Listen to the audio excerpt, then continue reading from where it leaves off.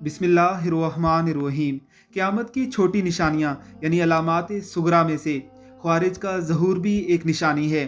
حضرت ابو سعید خدری رضی اللہ تعالی عنہ بیان کرتے ہیں کہ ایک دفعہ ہم نبی اکرم صلی اللہ علیہ وسلم کی خدمت میں حاضر ہوئے۔ آپ صلی اللہ علیہ وسلم لوگوں میں مال تقسیم فرما رہے تھے۔ اس موقع پر بنو تمیم سے تعلق رکھنے والا ایک شخص جس کا نام ذوالخویسرہ تھا آیا اور کہنے لگا، اے محمد، یہ مال انصاف سے تقسیم کیجئے۔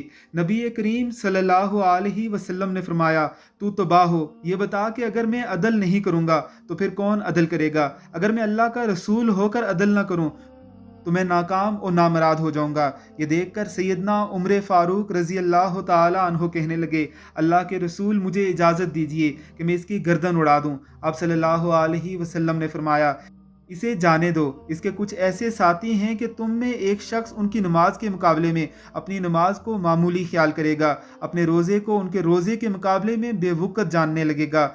یہ لوگ قرآن کی تلاوت تو بہت کریں گے مگر قرآن ان کے گلوں سے اتر کر دل تک نہیں پہنچے گا۔ یہ دین سے اس طرح نکل جائیں گے جس طرح تیر تیزی سے شکار سے آر پار ہو جاتا ہے۔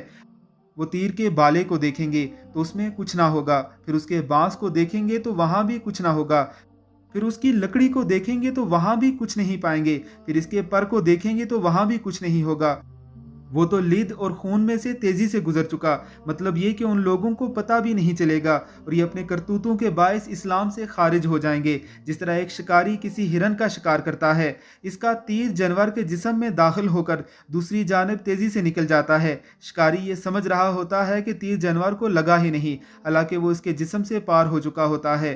ان کی نشانی ایک سیاہ فام شخص ہوگا، اس کا ایک بازو یعنی کوہنی اور کندھے کا درمیانی حصہ عورت کے پستان کی طرح ہوگا یا گوشت کے اس ٹکڑے کی طرح ہوگا جو مضطرب اور متحرک رہتا ہے۔ یہ گروہ اس وقت ظاہر ہوگا جب لوگوں میں اختلاف رونما ہو چکا ہوگا۔